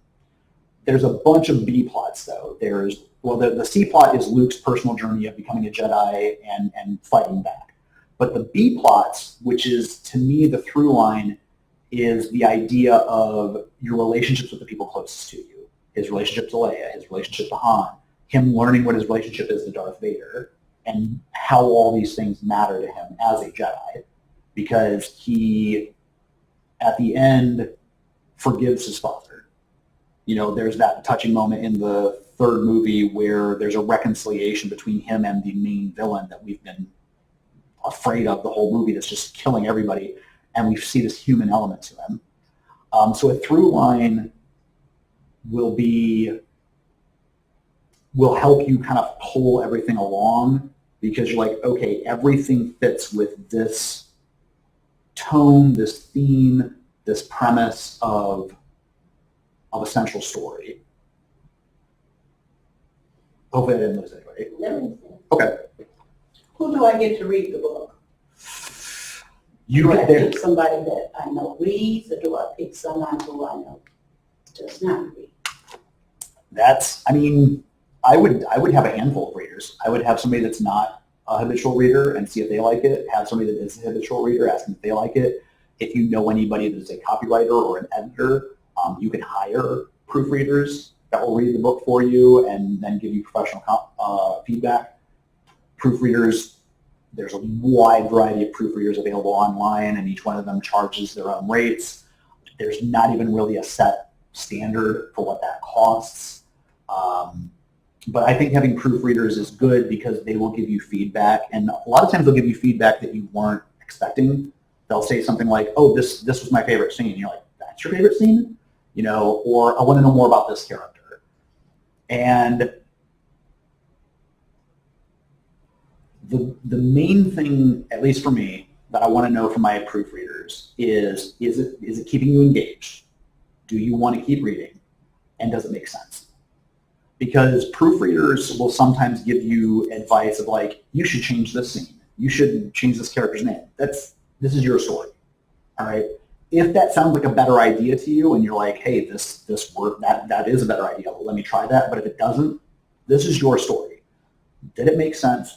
Did it stay engaging? Those are the main two questions I ask of just regular proofreaders. readers. Now, if I'm hiring somebody, I want a lot more detailed feedback, and that's a different conversation. But if you're just sending it out to a handful of people that you know that are readers or not readers, you want to know, did it make sense? Did it keep them engaged? And if it didn't keep them engaged, maybe try to where did I lose you? Where did you put the book down and not want to pick it back up? And sometimes people are a little reluctant to give you honest answers about that. But you can let them know, you're not going to hurt my feelings. You're helping me. Because I want to know before I publish, where am I losing my reader? So, what's the ghostwriter? Ghostwriter? So a ghostwriter is somebody that writes the story for you. Right. Again, there's a wide range of people that have that service and charge different rates. So essentially you tell the ghostwriter, here's my story, here's kind of what I want to happen, here's the characters, you'll go back and forth with them, they'll ask you some questions, they'll flesh things out, and then they write the book for you. So it's their story.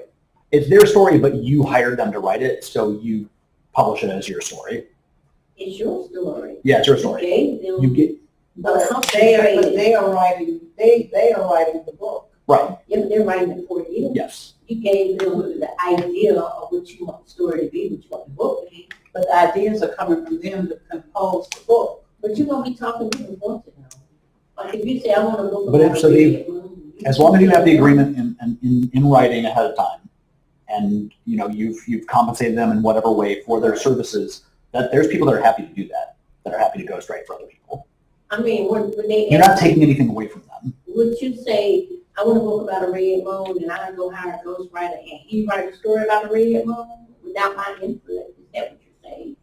Or he just communicate with me throughout the whole thing and say, this is what you want? Well, he would probably give you a draft or a couple of chapters and say, am I going in the right direction? Okay.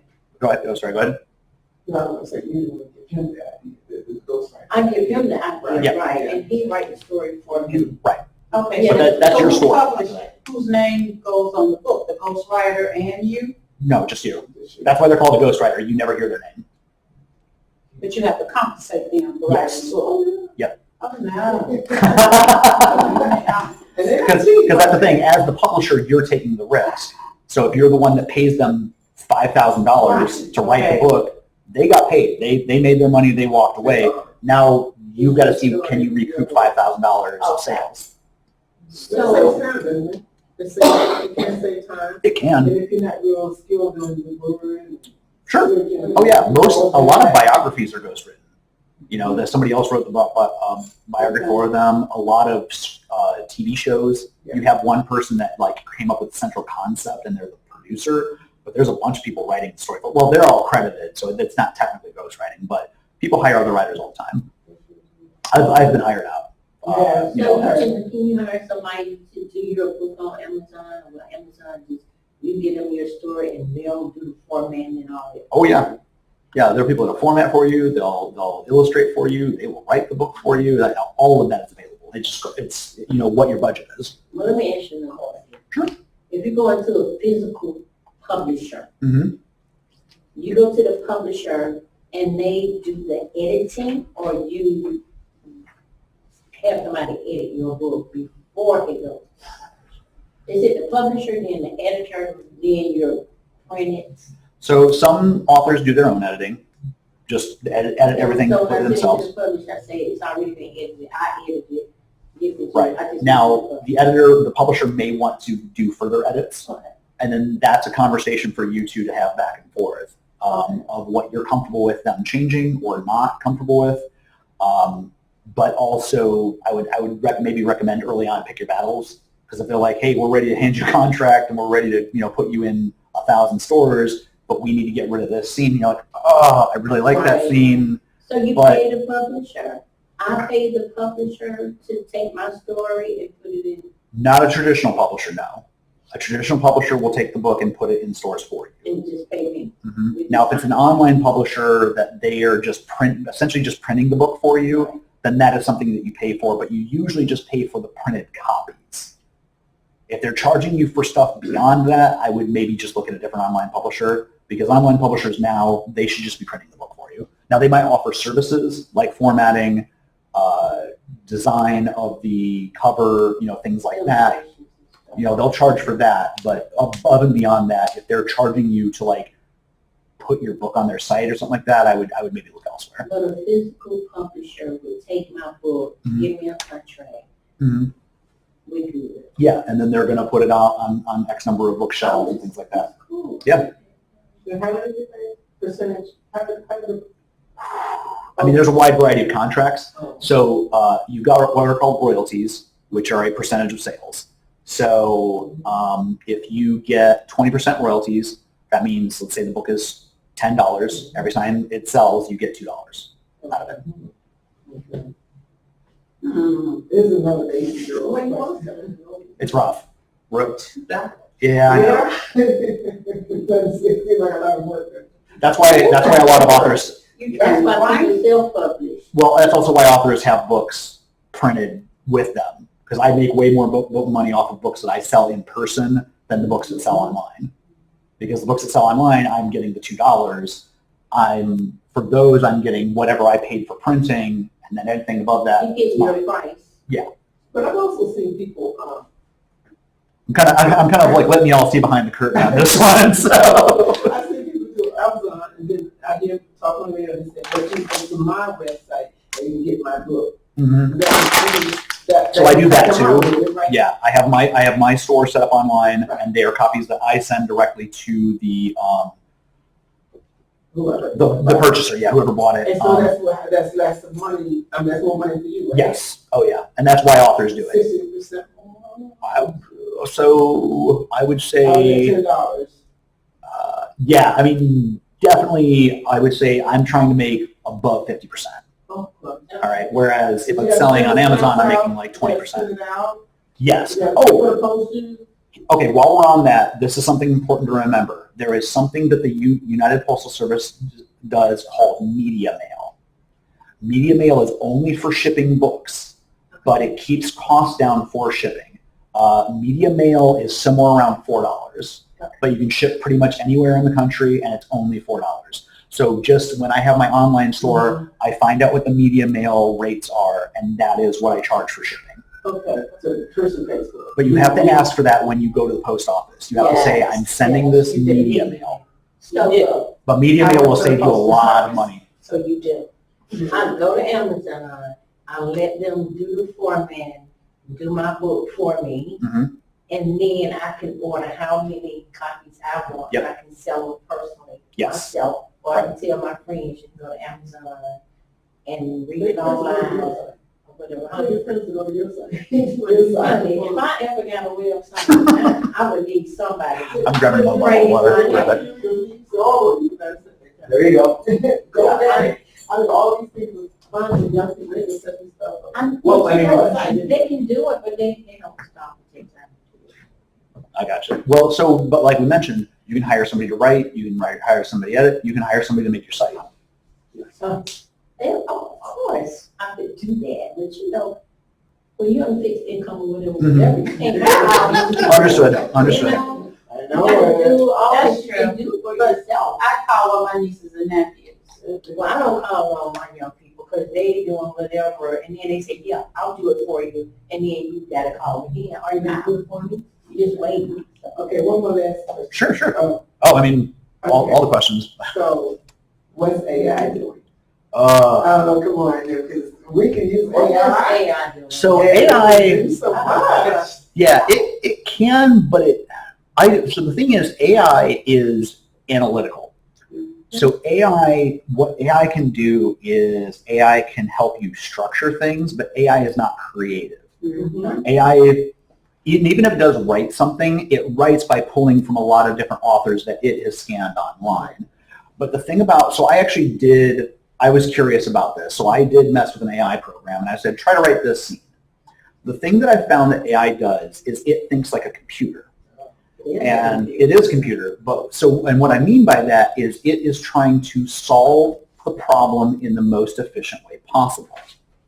So if you ask it to write a scene about this, it is going to try to resolve the dilemma of the story as fast as possible.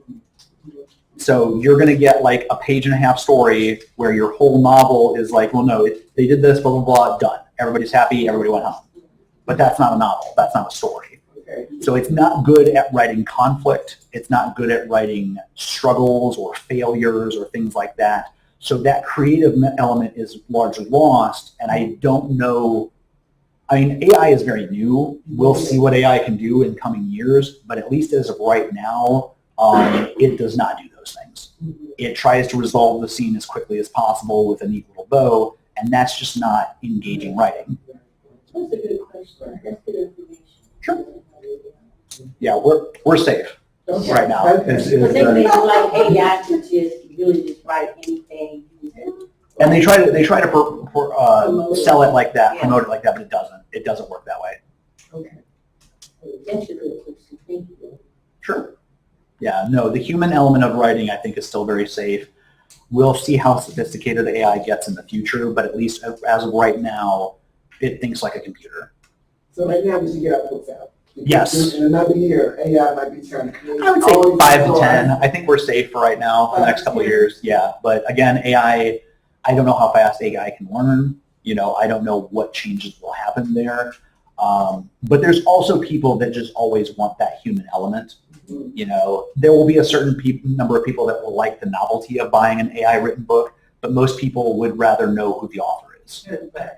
There's some publishers who won't take AI. No, and I think most publishers will probably not take AI. People thought when everything came online, that everybody was going to be reading online, but I prefer a physical book. Like the Kindle. Yeah, I got the Kindle, I still prefer a physical book. Everybody thought everybody's just going to jump online and start reading, but it didn't turn out like that. You have people who just, what do you think about me just buying a typewriter instead of using Microsoft Word and all that? I'm not good at the format and all that. I'm not, that's not my So, wheelhouse. sure. I'm I don't think they sell them anymore. They call it something else. Process now, You call can it find some something. online, I have one. You got a typewriter. I have a typewriter. Yes, oh my goodness. Instead of, being technical. That's what I'm saying, Microsoft. computer savvy is really very fast, I mean, I've worked on For computer me? for many years on my it job. messes up my eyes. Right. No. I actually like doing this. Right. Just sitting down and writing by hand. Exactly. And then what's fun about one, I feel like it's a more organic process. So if it's a more organic process for you to type it out on a typewriter versus on a computer, Right. I say go with whatever your process is. Some people like to listen to music. Some people like a cup of coffee next to them. You know, I will. Because I do have a working typewriter, and I love it. I think of Angela Lansbury. Yes, Yeah. yes. That's what I would like. And I like it. I do. The thing I like about that is I feel like it's a lot more organic. I feel like I'm more connected to the writing. Right. The other thing to think about is once you get it ready for a digital format, you're typing it out again, and you're editing phase, but you're reading it for the second time. So you're getting your first edit out of the way the first time you're putting it on your computer. Right. So there's also that. I mean, you really don't have to go through a digital format phase at all. Type it out and you can send it to the. This is true. You want to make sure you have copies, though. Always. When I got my stuff online, my stories, I use the computer, but I got copies, I got hard copies. But, when the computer crashed, stuff is in there. Oh, I yeah. don't know how to get stuff. Oh, after- wait. Y'all don't know my story, do you? Hold on. I just know that I have a Yahoo, what do you call it, a Yahoo, internet, whatever, I lost that, and I had a lot of stuff in it. So, once you lose it, you can't get it. You lost your email? I had an email and I had a lot of stuff in it, and I got locked out that email, and to this day, I can't get back in it. So that's what scares me about being on a computer. So, yeah, you talked about not having, your computer crashing or something like that. No, my house caught fire. What? What? Yep. That's you? That was me running to my house. The camera crew was already there. Yeah. That was Adersphere. So I'm working. I was a bartender at the time. I get a call from my girlfriend at the time, now wife, and she said, "Hun, I got to report there's a fire at the house." I look at my boss. I'm like, "I need to go." I'm thinking kitchen fire. Yeah, it's nice. I am a couple miles away when I see just the plumes of smoke coming up out of the sky. The entire 2-block radius is blocked off by fire trucks, and so I just get out of my car and run. And so the photographer that was nearby was like, "I'm going to guess that's his house because of the look on my face." That's where that shot came from. But yeah, I snuck past the fire department into the house, grabbed my bag. That's one of my neighbors consoling me, and grabbed my laptop, shoved it in a bag, and I went to try to go to the back room to save my wife. So my wife was a seamstress. Her entire life's work and costumes and stuff like that went up like a Roman candle. I mean, it was just an inferno back there. And so I walked back up, and the fire department is like, "You have to get out of here now." Yeah. How about money? Did you have any money in the house? I did. Thankfully, I knew where it was, and the fire department went in and got it for me. They wouldn't let me back in the house, but no. Well, our cat got out. Our neighbors saw the cat in the window and broke the window with a rock and got the cat out, because that would have been. You saved your story. Wow. Wow, you risked your life. What started the fire? Arson. Arson. Yeah, the person next door set fire to their house, but because there were multiple owners, New Orleans police, this is where I lived at the time, was New Orleans, claimed that they were like, "Well, no, we don't know who started it." And I was like, "You have eyewitnesses that have one of the owners there that morning." The fire inspector found accelerant in the house next door, and he did no investigation at all. I'm gonna have to delete this part of the video. But, You got yeah. insurance and all that. No. Then you moved? Oh, No insurance. I lost everything. Are you kidding? Get renter's insurance. I was gonna, I did not have it because I didn't think I needed it. I thought that the building covered me, and that's not how it works. And I learned that the hard way. You lost everything. Lost everything. Luckily, some close friends started to GoFundMe. I had been doing theater out here for a few years before that. 2 of my friends from theater were like, "We have a downstairs living area. Come here. We'll help you find work." And I came here, found work, and got back on my feet. And now I've got a wife and a daughter, and things are going a lot better now. so you're a resident of Georgia? Yes, ma'am. Ah! Yep, I live here I now. thought you were somewhere else. I was. We'll see where life takes me. I mean, I travel a lot to the coast for workshops and panels and things like that. But yeah, that was that. 2016. Yep, 2016. So 7 years ago. Oh. It doesn't seem like it was that long ago, but yeah, it was. So That was an exciting day. And you also learned to get insurance for your house. Yo, yes. First thing I did, yeah. Is this character development? What's this part called? Climax? That was really dynamic. No insurance? Yeah. Mm-hmm. Okay. Yeah, well, that's the thing is I actually learned a lot about what was important to me too. Because you lose all your possessions at once, and you look at that a lot differently afterwards. And I was never a big possessions person. I was more about traveling and experiencing things. But it did very much drill home what was important to me that day. So that was my climax. That was my learning lesson there. Your laptop, most important. Right. Understandably. You were thinking like that when you were running? I gotta get the laptop, I gotta get the laptop. Yep. Because I had the whole manuscript. So the thing is, people are like, "Why don't you have it backed up?" I'm like, "I did on flash drives all throughout the house. I wasn't expecting the entire house to burn while I was gone." So I try to back things up online now because tons of people gave me a hard time about that online. Like, "Why don't you have it in the cloud?" I'm like, "I don't know how the cloud works. I've had the cloud delete things. I've had the cloud delete things off my computer. So I had a really weird relationship with it. But I keep things backed up, multiple copies. So keep multiple copies is the reason why I told that story. Is have So backup what do copies. you suggest, since I have a couple of stories and I'm copyrighted, do you suggest that I get in touch with a publisher? Sure. If you have a publisher that will take you without an agent. A lot of publishers, like the big name publishers, they will only talk to you if you have an agent. Who's a big name publisher?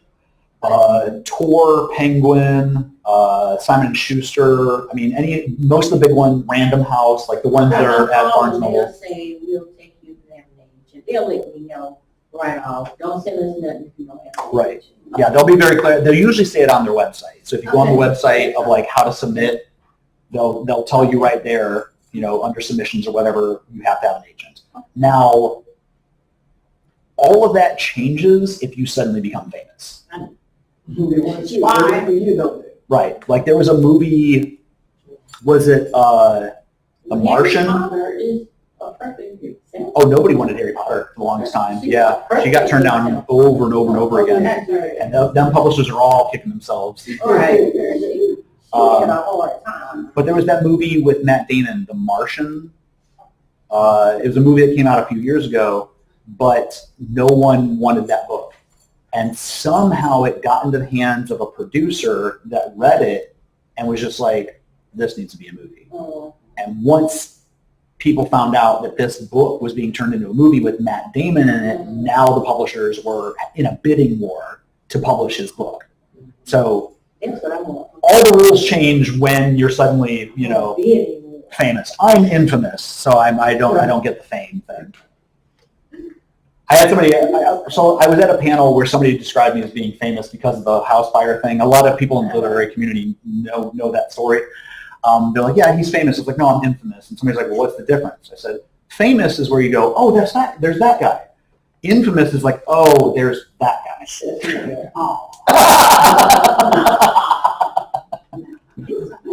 One of the things that has kept me stagnated from writing is that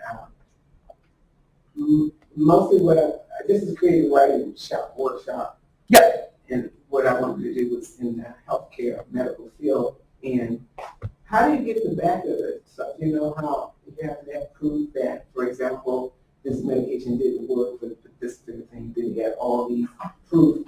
The study was done at Emory University in 1924. Study was done at Texas University. So how do you get all that? You're talking your bibliography? Yeah. And, you know, You that definitely right wanna- there, Oh, sorry, go ahead. Finish your that right there has stagnated me because I have to write the article or the book, the pages, and I got to do that part too. Yeah. So you wanna have-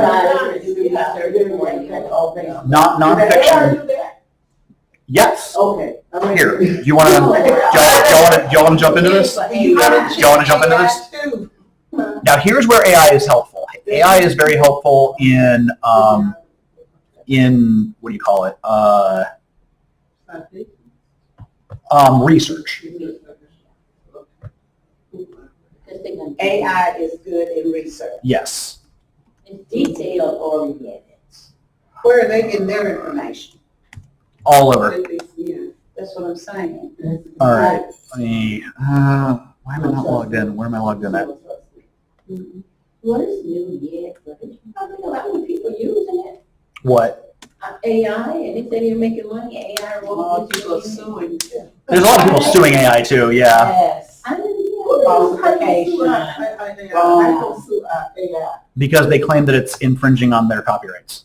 So they sue the person who put the AI out. The company, yeah. They didn't want it out. They had no. So that's exactly what it reason is. to So put I it don't out. have stuff out there, and AI can just come and grab it and use it. That's what I'm There's saying. Right. a lot of rules out But there. everybody goes. The courts are figuring that out right now because this is so brand new, Right. and the courts don't know how to. The courts don't know how to handle it even. Just like we can use You look at the music industry, Just like we can do that. they end up, and I understand they should have copyrights. Somebody's voice. I know. All right. So you were going to write a medical book, right? Yeah, And you were asking about what sources you need to cite. yeah. Okay. So I'm not. My proof of that particular medication or herb did or did not work for that complaint. Okay, so there are actually places that will help you create your bibliography. So you just need to find articles, medical articles, any sort of references that support your statements. Okay. And then you can go to, I think BibMe is one that I used to use in college. Hold on. That's deep. Medical. They had an AI in college when you were in college. No. This is hold on, bibliography.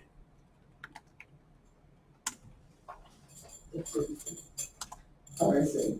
Okay, MyBib and EasyBib. Okay, these are the ones that I used to use. Easy bid. So you basically write your citations, and then you decide what format you need it to be in. AMA, or I know Chicago style is one, ALA, and there's like 2 or 3 other ones. Know what format that you want to have for that. You put it all in here, you know, the articles and stuff like that, or the links, and then it will help you construct the bibliography. I can do that. I have so much literature to tell. Right. And you don't have to cite everything, just whatever you're referencing in the book. And so I don't know if you've ever dealt with this, but let's take this document. Since we're here, let's say block 1 in here, I am talking about, I'm referencing something. You'll put a 1, it's like a small 1 though. I'm not sure how to make it on here, but it's a symbol, like a little 1 above it. And then in your bibliography, 1 will be the article that you're referencing. So you want to put your 1, 2, 3, 4. Leave that there for a minute. Sure. Tools? I haven't done that in a long time, so I'm trying to remember. So like the college people are into it, the students. Yeah, but there's a lot of free stuff online that will help you go through that. Format. Oh, it's numbering. No, that's not it.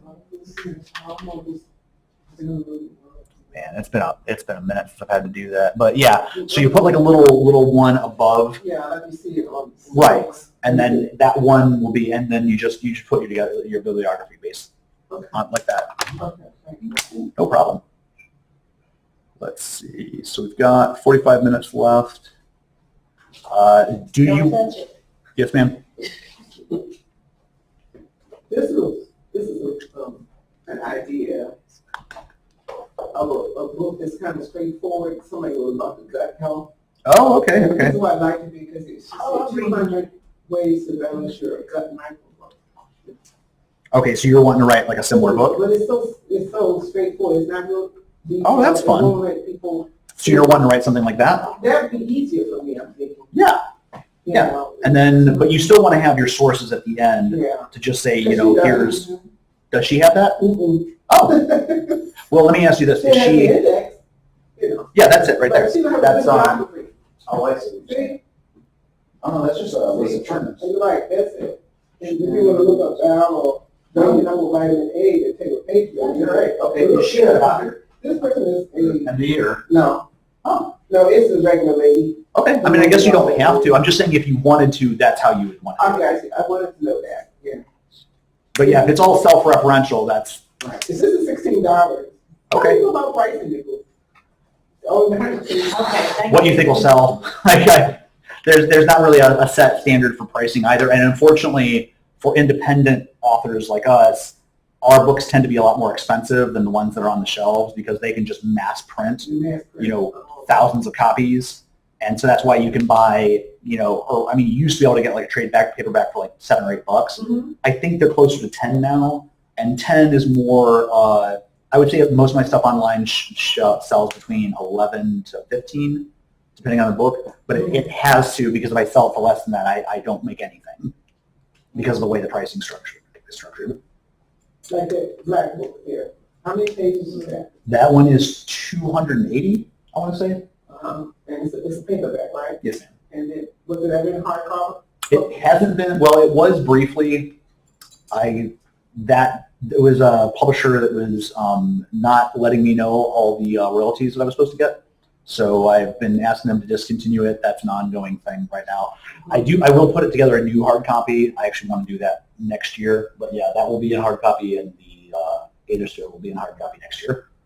So, Having a hard copy. Some people just prefer it. Okay. I do, because they don't begin. So a publisher will take your money and not pay you your royalties? A bad one will. I guess it's across the board, even Yeah. though you deal with your money. Yeah. I would not recommend doing business with. I'll have to delete this out of here too. Stop it real quick. Did you look up